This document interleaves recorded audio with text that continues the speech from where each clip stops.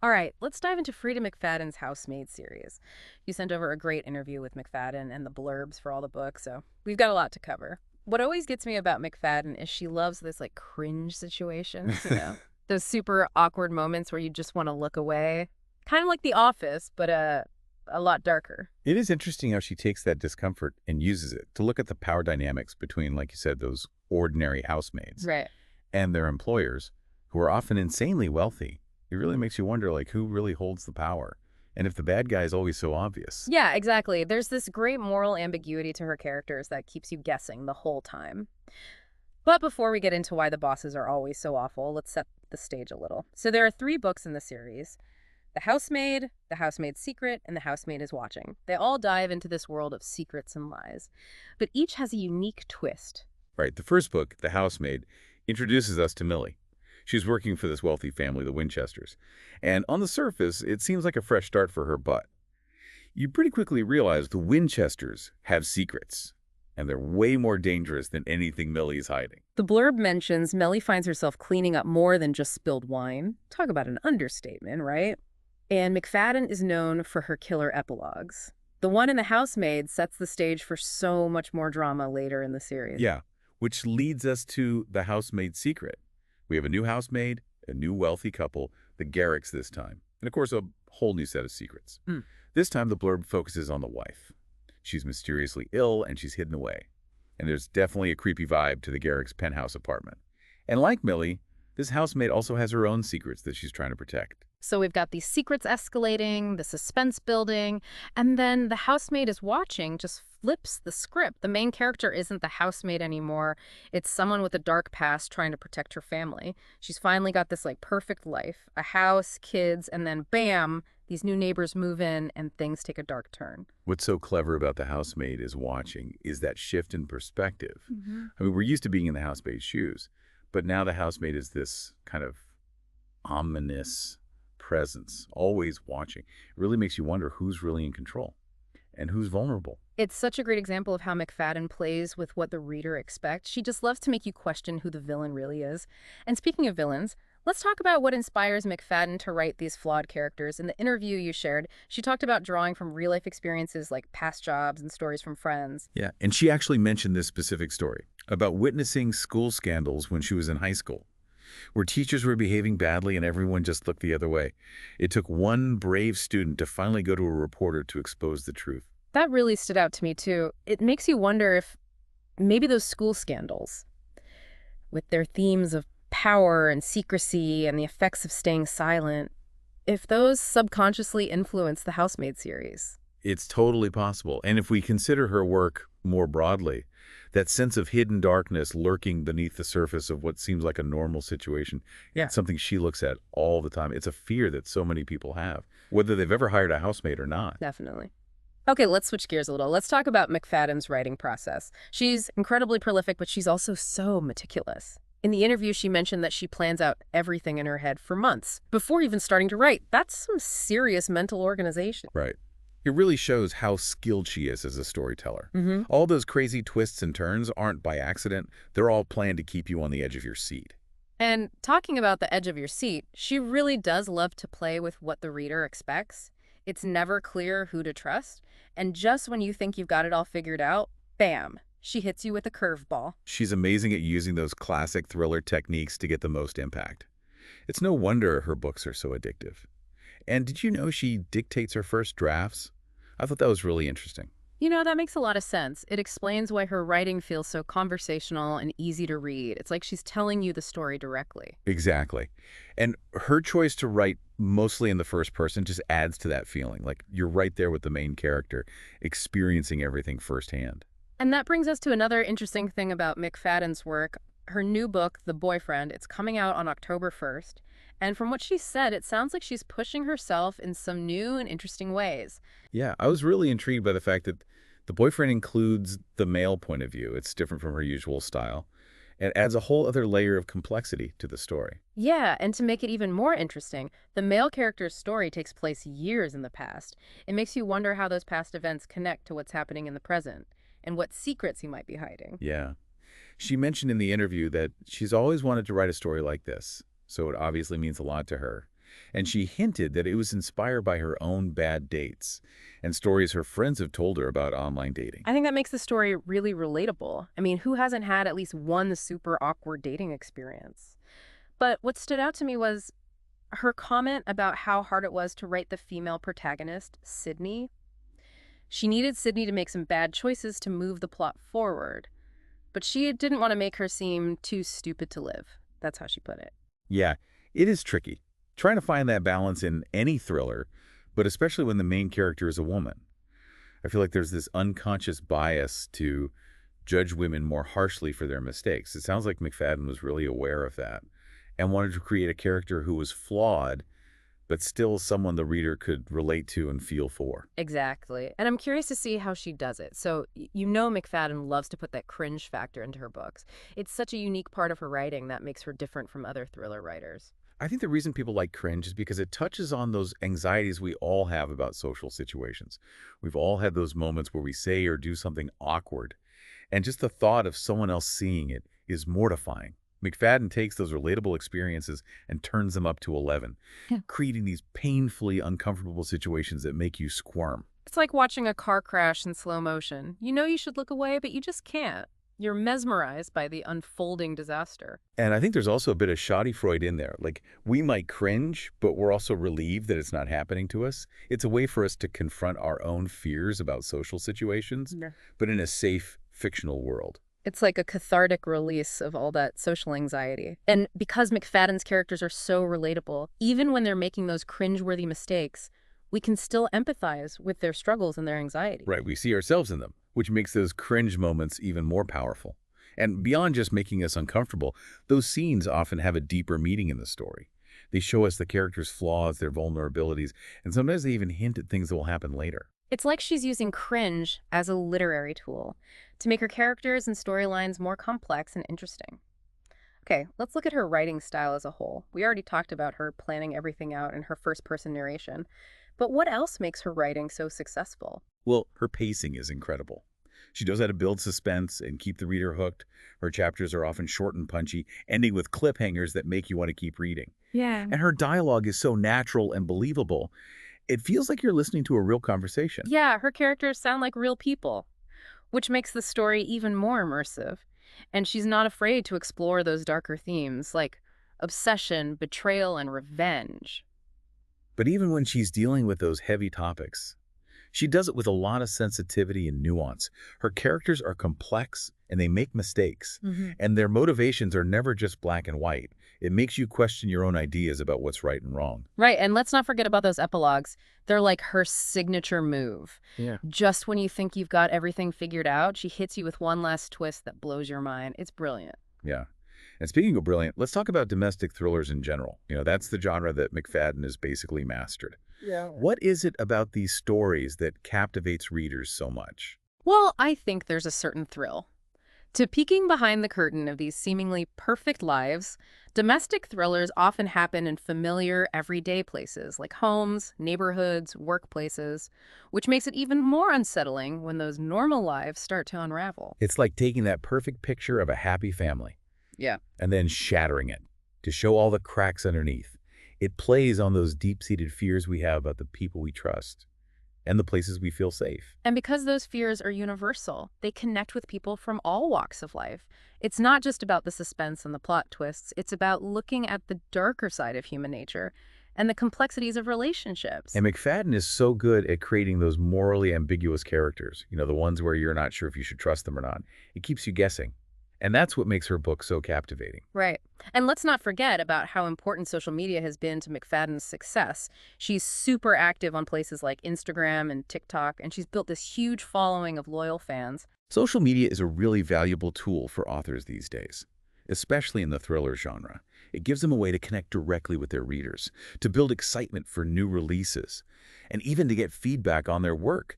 And McFadden has really mastered that direct connection with her audience. Yeah, she shares behind-the-scenes glimpses of her writing process. She interacts with her fans, and she even does Q&As and giveaways. It creates this feeling of community and makes her readers feel like they're part of her creative journey. And that kind of engagement is really valuable, especially with so many books being published these days. It helps authors stand out and build a devoted fan base that's always excited for their next book. Absolutely. Now, let's refer back to the Housemaid series for a minute, and those little details in the blurbs that really drew us in. In The Housemaid, there's that line about Millie cleaning up more than just spilled wine. It immediately sets a sinister tone and makes you wonder what other messes she's being forced to clean up. Right, and the fact that Millie only tried on one of Nina's perfect white dresses once, that hints at something forbidden, like she crossed the line between being a servant and being the employer. Yeah. It makes you wonder how far Millie is willing to go and what secrets she might uncover. And then there's that chilling line, but by the time I realize my attic bedroom door only locks from the outside, it's far too late. Classic McFadden, right. Trapping her protagonist in a seemingly inescapable situation and leaving you on the edge of your seat. Yeah, and in The Housemaid's Secret, the blurb is all about this mysteriously ill wife who's kept hidden away. He creates this aura of secrecy. It embraces all these questions about what's really wrong with her and why she's being kept locked up. And the line, "It's hard to find an employer who doesn't ask too many questions about my past," that suggests this new housemaid is running from something. It just adds another layer of mystery to the story. What is she hiding? And how will it affect her current situation? It's a classic thriller setup. A protagonist with a shady past, trying to start fresh, but then finding themselves caught up in a new web of danger and secrets. Right, and then the housemaid is watching flips the whole concept. We're not following the housemaid anymore. We're following the family she's watching. It's a really clever way to change things up and bring a new level of paranoia to the series. And the description of their perfect life, that charming kitchen in a quiet cul-de-sac with a huge yard for the kids, it makes the looming threat even more unsettling. It's like that classic horror movie trope, where the perfect suburban setting becomes the backdrop for something truly terrifying. Yeah, and the fact that the protagonist is so determined to protect her family, despite her own dark past, adds another layer of complexity. It makes you wonder how far she'll go to keep her secrets buried, and what lines she's willing to cross. Now let's shift gears and talk about that interesting detail McFadden shared about witnessing those school scandals back in high school. It's a personal story that gives us a glimpse into her fascination with power dynamics and hidden truths, which are themes she explores a lot in her novels. Yeah, she mentioned that there was a lot of bad behavior going on, but people ignored it for a long time. It took one brave student going to a reporter to finally expose the truth. It makes you wonder if maybe those experiences shaped her understanding of how easily secrets can be hidden and how people in power can abuse that power. Definitely. It speaks to her ability to take real-life experiences and turn them into compelling stories. Those seemingly ordinary situations where something sinister is lurking beneath the surface, that's a recurring theme in her work. Yeah, it's like she's tapping into that universal fear that things aren't always what they seem, that there are secrets hiding right in front of us. And that fear is really powerful, especially in a thriller. Absolutely. It makes you question everything and everyone, creating this constant sense of unease and suspense. And it's not just about the external threats. It's also about the internal struggles the characters are going through and their own personal demons. So we know McFadden plans everything out in her head, but what else can you tell us about her writing process? Well, she's mentioned that she doesn't write anything down, no outlines or anything. It's all in her head, which is pretty amazing considering how complex her plots are. Yeah, it's like she has this whole mental library Yeah, of storylines and characters just waiting to be written. exactly. And she's also said that once she starts writing, she's open to letting the story evolve naturally. She might discover a new character or a plot twist she hadn't planned for, which keeps the writing process fresh and exciting for her. It's like she's collaborating with her own imagination, letting the story unfold organically, rather than forcing it into a predetermined mold. Right, and she's mentioned that she dictates a lot of her first drafts, which makes sense given her background in medicine. It's a more efficient way to get the words down and allows her to focus on the flow of the story rather than the mechanics of typing. And that probably explains why her writing feels so conversational and easy to read. It's like she's having a conversation with you, sharing her stories and her thoughts. Exactly. Breaks down that barrier between the author and the reader, creating a more intimate connection. Let's talk about the setting in McFadden's novels. We did touch on the specific settings in the Housemaid series, but I'm curious about her overall approach to setting. Well, she's mentioned that New York City is her comfort zone when it comes to writing. Even though she lives in Boston now, she still feels most at home writing about New York. It's like the city itself is a character in her stories, the backdrop for all the drama and intrigue. Right, and she said that when she was brainstorming ideas for The Boyfriend, she knew it had to be set in New York. It's just the perfect setting for a dating thriller, with its fast-paced energy, anonymity, and all the possibilities for both connection and danger. It's like the city itself embodies those themes that McFadden loves to explore: secrets, hidden lives, and that constant potential for things to go wrong. And she's mentioned that she gets inspiration from her own experiences in the city. Those moments of cringe and social awkwardness that we all experience. It's a reminder that even in a city of millions, it's those personal connections and vulnerabilities that make us human. And it's those relatable experiences that make McFadden's stories so compelling. We see ourselves in her characters, we feel their anxieties, and we get drawn into their world of secrets and lies. Exactly. And beyond just being entertaining, McFadden's books give us this unique opportunity to reflect on ourselves. They make us question our own judgments, confront our fears, and consider how we might react in similar situations. It's like a literary social experiment, testing the limits of human behavior and exploring the complexities of relationships. And it's a testament to McFadden's skill as a writer, that she can make us laugh, cringe, and gasp in horror, sometimes all within the same chapter. She's a master of her craft, and she's not afraid to push the boundaries of the thriller genre. Now, before we wrap up this part of our deep dive, let's take a moment to appreciate the impact McFadden's books have had on readers. Her novels have consistently been bestsellers, and she has millions of fans all over the world. People love her books for their suspenseful plots, relatable characters, and thought-provoking themes. It's incredible, especially considering how quickly she's become so popular. She's a force to be reckoned with in the literary world, and her success is inspiring to anyone who dreams of writing. It just goes to show that with hard work, dedication, and a unique voice, anything is possible. And it's exciting to think about what she'll write next. Okay, so we've talked a lot about McFadden's books and her writing. But what does all this mean for our listeners? Why should they care about Freida McFadden and her kind of cringe-worthy stories? Well, that's the thing about McFadden's work. It's not just about entertainment. Her books really tap into those universal anxieties we all have. Like feeling powerless, or suspecting that something's wrong but not being able to prove it, or navigating those tricky power dynamics that exist in pretty much every relationship. So are you saying those cringe situations are actually a reflection of real-life anxieties? Just like magnified and put under a thriller spotlight? Exactly. And by exploring these themes in a fictional setting, McFadden's books almost give us a toolkit for dealing with similar situations in our own lives. They make us more aware, more attuned to those subtle power dynamics and hidden agendas that we might otherwise miss. I really like that perspective. It's not just about escaping into a thriller, it's about understanding ourselves and the world better. Exactly. And it's not just about the anxieties either. Think about McFadden's new book, The Boyfriend, and how it includes the male point of view. She's challenging those typical thriller tropes and exploring gender roles in a way that feels fresh and relevant. Oh, that's a good point. And the fact that the male character's story takes place in the past makes me think McFadden's looking at how societal expectations have changed over time. Yeah, and it makes you wonder how those past experiences might be affecting the characters, their present-day interactions and motivations.